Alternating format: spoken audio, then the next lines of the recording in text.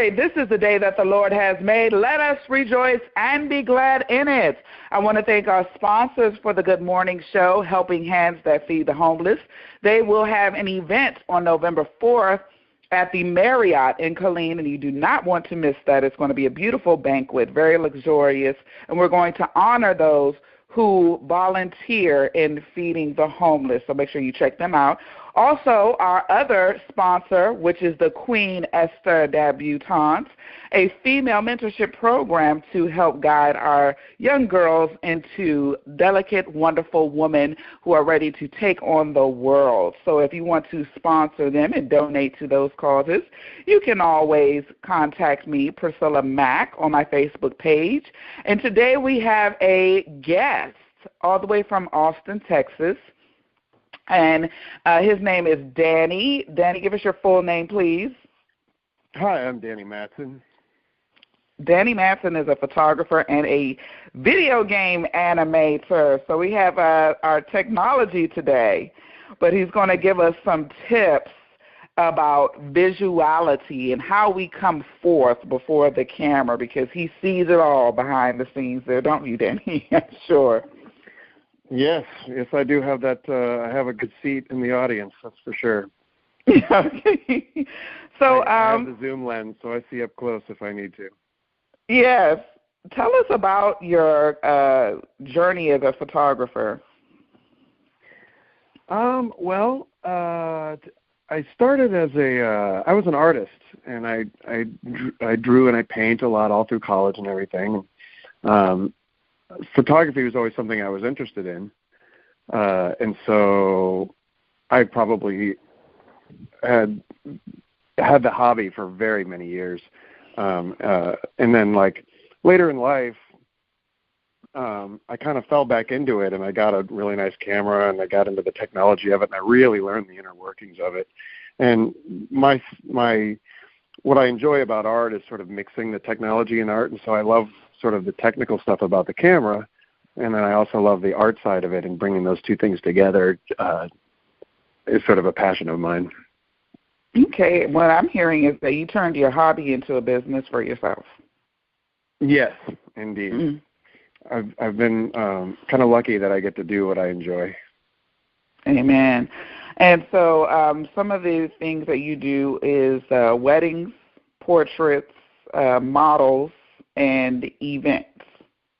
Mm-hmm. And headshots as well. But yes, all those things. Probably primarily focused on weddings. Mm-hmm. Okay, and so what is it that you like about doing the weddings, though? Well, it's I mean, what I love about photography is I love like freezing time and catching someone's spirit in that moment, right? And so weddings offer a lot of potential for that. You know, when they're just emotional, and there's all these moments where, like, you know, somebody might just cry with joy because they're just really enjoying something, or they're hugging the bride, and you know, it's the father, and there's just all these great emotions that are going on, and just being able to document that and capture that and giving those memories to them for the rest of their lives is just something very sort of powerful to me. So I really enjoy that part of it. And so with your particular photography, and there are so many different styles, some people have the glossy look, and some people have the high definition. Yours looks very real. Like you said, with real time, it looks really real, some type of high definition there. Oh, well, you might be referring to the sharpness of the photo? Yes. Yes, of course. Those are focusing techniques. You want to get your images as sharp as possible, and that's sort of what distinguishes, you know, a professional photograph from, say, an iPhone photo or something like that. Is they can be very sharp and clean, and then of course you can like really focus on the subject and blow out the background so everything's blurry behind it, and then that's something that, you know, the smaller cameras aren't as good at doing. Which that's a big part of my style too. Is I really like to get those soft backgrounds, and the subject is very in focus and very sharp, and so the viewer knows exactly what to look at. I see. Very, very intelligent. So your headshots that you do, because some of our, say we have our pastors and first ladies who need to do or redo actually their photography for themselves, how would they be able to get in contact with you? I have a website, and all my contact information is on there. That's at www.DannyMatsonPhotography.com. Mm-hmm. And then I also have an email address at dpmatson@gmail.com. Mm. And I want to talk about the importance of visuals, okay? And those who are aspiring to be models, those who are presenting events, it's very important that your visuals are quality, because as we know, it's the law of attraction, quality attracts quality. And it's just a good representation of your business. And a lot of times, Danny, people really don't, I guess they don't think to go for that high quality because they believe that it's extremely expensive for them. What are your thoughts? Well, I can't argue with them. It's, when I first heard about how much a wedding photographer costs, I thought, well, gee, that sounds like a lot of money. And then when I started doing it, I was like, oh, wow, now I see why it's so expensive.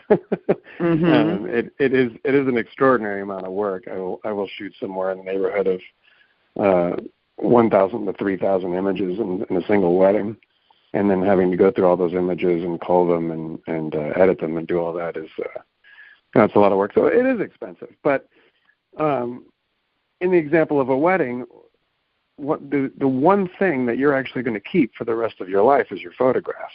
Mm-hmm. You might have the dress, but you're never going to put it on again. It's going to sit in the closet. Nobody's going to really enjoy that.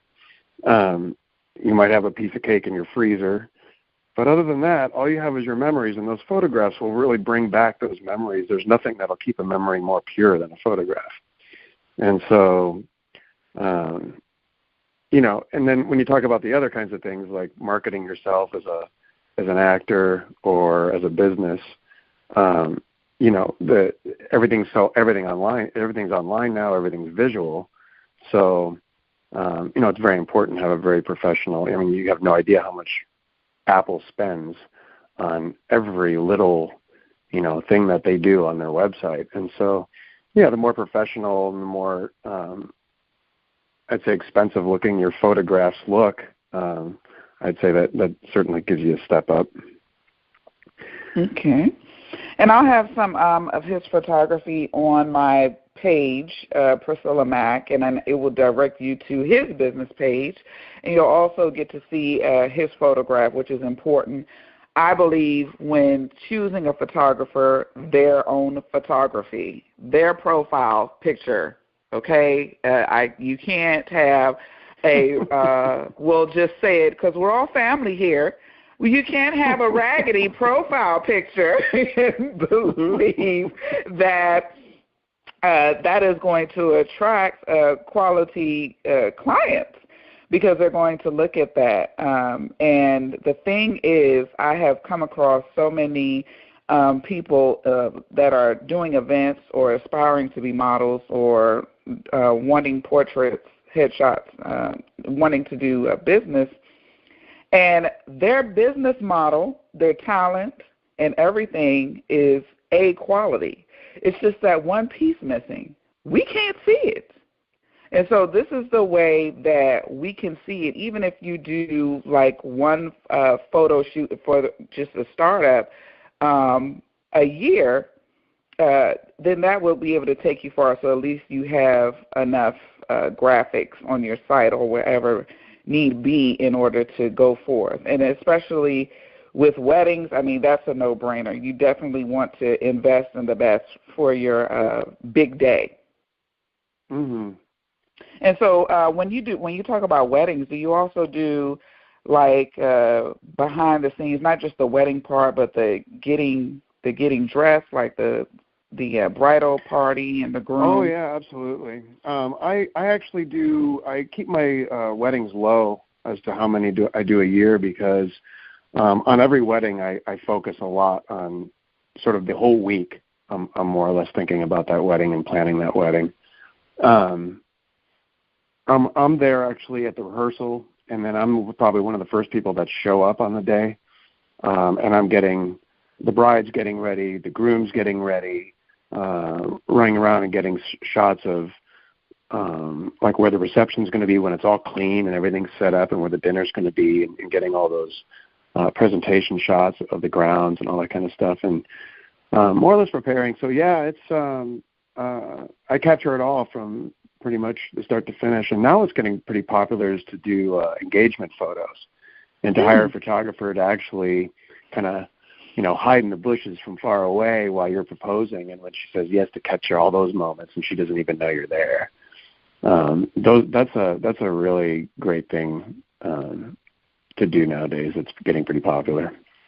Okay. And I was going to ask, with the photography, do your customers come to you with their ideas, or do you already have some things set out for, the possibilities? Do you custom make it to each person? I do. I'm pretty flexible in that way, but I also have my own style. So I think when people see my work, people that like my work essentially are who I attract. Interestingly enough, I'm shooting a wedding this weekend, which is going to be Halloween weekend, and the entire bridal party is going to be dressed up in costume. Oh, wow. And they're real big Halloween fans. And so this is a very sort of specialized wedding, right, where it's like the formal shots are probably not going to be, the normal formal, everybody's posed in a very, sort of organized way. And we're going to uplight them and make the monsters look scary. And we got hanging chandeliers from the trees, and this big outdoor area with a little forest in the background. And so it's going to be really interesting. I'm very excited to shoot this wedding. That sounds interesting. I can't wait to see it. I know. I'm rather excited myself. So, I know I do some videography myself, and it's one thing when you're filming and you're getting everything, but when you get back in front of the computer and it's time to edit and coordinate everything, that's when you just kind of get carried away and time just escapes. How do you feel about that? No, that's very true. I'm very into my work, and I can get very lost into things, and I get excited about editing before I even am done selecting, the shots. And there's there's the efficient workflow, and then there's the emotional workflow, and it's a hard balance to strike. But generally, I try and weed all the stuff and go through everything. But when I get home from a wedding, I'm exhausted. Right, I've been shooting for maybe 12 hours. And when you're shooting a wedding, you've got to be on it. You got to catch every moment when it happens, and you got to get your gear together and get to this place, and everything happens very fast. And so I get home and I'm exhausted, right? I'm taking an Epsom salt bath. I'm like, I need to relax. But I'm so excited about the images that those things get on the computer like right away. And I'll start going through them that night, and I'll probably stay up very late into the hours just going through everything, and kind of enjoying the story that I was able to build and pick out the great images and everything. So I enjoy that part. I really like editing, but you're right, it's the biggest time sink. You spend a day shooting a wedding, but you spend a couple of weeks going through editing and tweaking and getting the prints and working on the photo album and all that kind of stuff. So that was my next question, the turnaround time. Turnaround time for me? Mm-hmm. I contract that it'll take 60 days, because if I have a few weddings or a few other events or things going on, I can't turn it around like in a week and a half. Really, it probably takes me to do the whole thing. Mm-hmm. But I usually beat that. I try to get them out as fast as I can. I would say it's common that I get them to the client in about a month. Okay. And so how does one go about, say we have some I know we have some aspiring models in the Queen Esther debutante that I talked about. So how would someone who's aspiring in modeling and acting, how do they need to prepare? Well, the most important thing for an actor, at least one aspiring or becoming one, is you got to have a headshot. And then I think for actors, there's another word for it that I can't think about the top of my head, but there's like a headshot on the front page, and on the back page there might be like 3 or 4 other shots of them being maybe acting, maybe dressed up, maybe being natural and roller skating or doing something like that, just to show sort of a little bit of their personality. But that, I don't think, I think that's like the first part of every audition, is to get that into the casting agent. So the headshot really is probably the biggest thing. Okay. Now, I mean, other than the acting ability, of course. Correct. Yes. So, okay, and I'm going to break down each category so we can all know how to be prepared for each one. So we went over the weddings and the models. Headshots. How does one prepare for their headshot for business purposes? Because most of our audience, our listeners are, the Christian community. And so we have our first ladies and pastors, and then we have our business owners, people in the corporate world that need to update their LinkedIn, just different kind of things, professional headshots for any particular reason. What would they need? There's really not a lot of preparation involved. You want to be,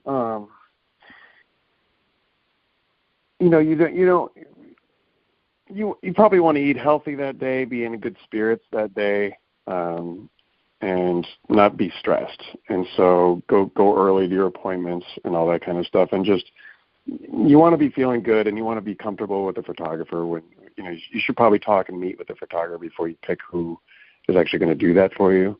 Because the more comfortable you are with the photographer, the better the photos are going to come out.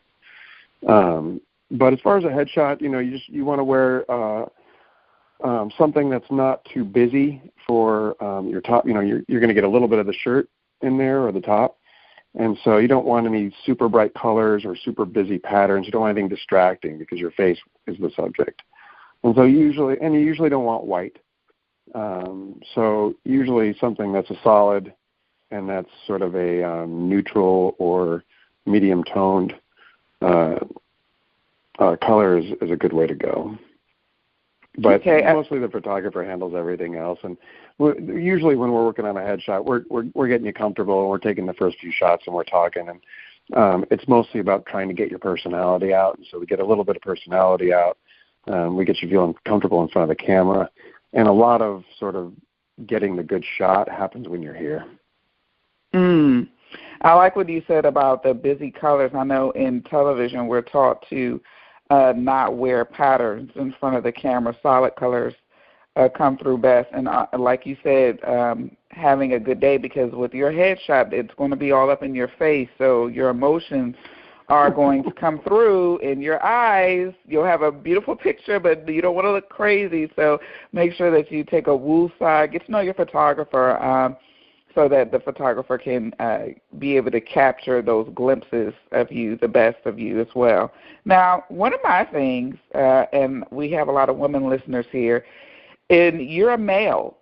So when you have a male photographer, I like for my hair to be in place. I don't, in women's clothing, a tag sticking up, and the way that we're shaped, if the shirt is leaned to the side. Are those some things that you pay attention to the detail of?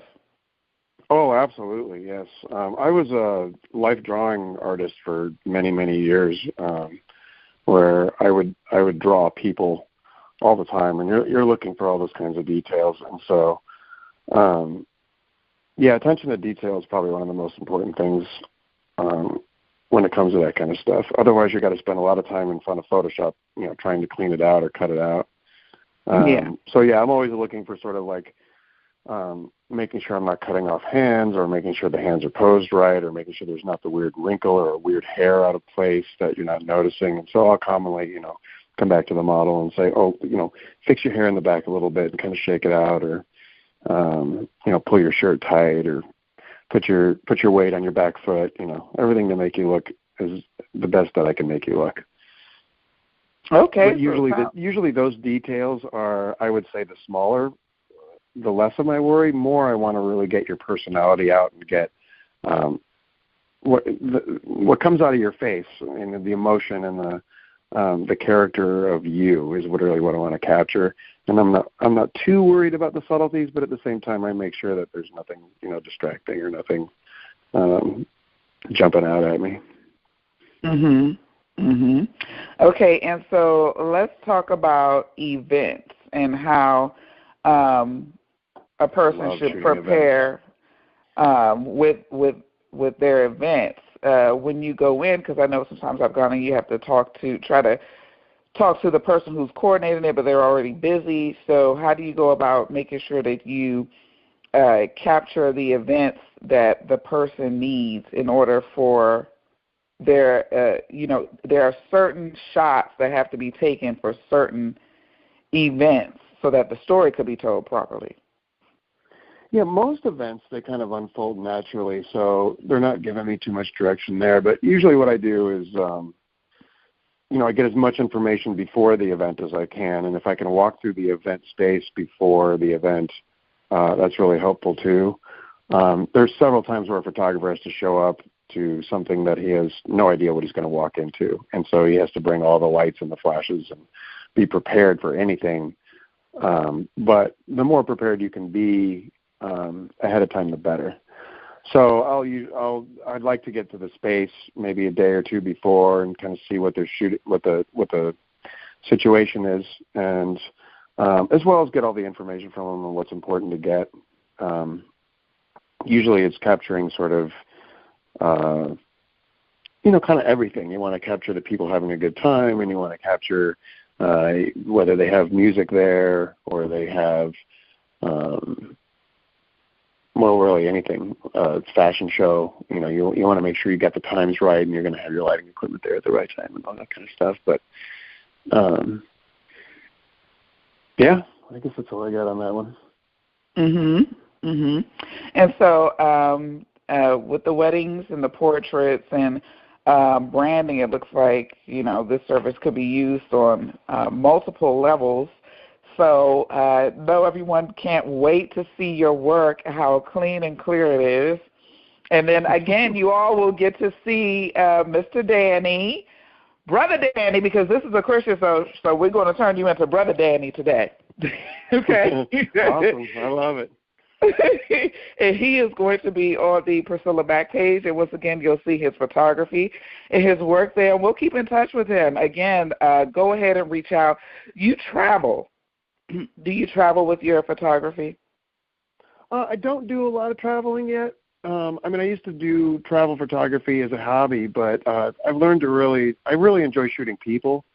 And so, if there's a wedding that's offsite, that's out of state, I'm happy to travel and do that. But that's sort of a rare thing. But yeah, I've come to just really love shooting people, and that's my main focus. So I don't do too much travel photography anymore. One of my favorite things in the world, I love to see the joy in someone's face when they see their see the photography. Their finished product. It could be kind of an emotional moment for them, and they may cry. It just makes me feel really good that I brought them that happiness. Singers often say that, they sing or write music because they want to touch people. And sometimes as a photographer, I can actually do that, where I bring joy to somebody, and when they see their photography, they're just so happy. And that's probably my main motivation out of everything. Wonderful. Well, thank you so much for joining us. You gave us some great tips about how to approach, how to show up, and where to find you, and all the details of what would take place in creating visuals for ourselves to have outstanding memories and events. And we definitely appreciate you, Danny, very much. Thank you. I appreciate you. I want to thank you for inviting me to your program and having me come on your show. It was a pleasure to talk to you. Yes, wonderful. All right. You all have heard it right here from Brother Danny. This is the day that the Lord has made. Let us rejoice and be glad in it. I am your host, Priscilla Mack. Take care. Bye. Have a blessed evening.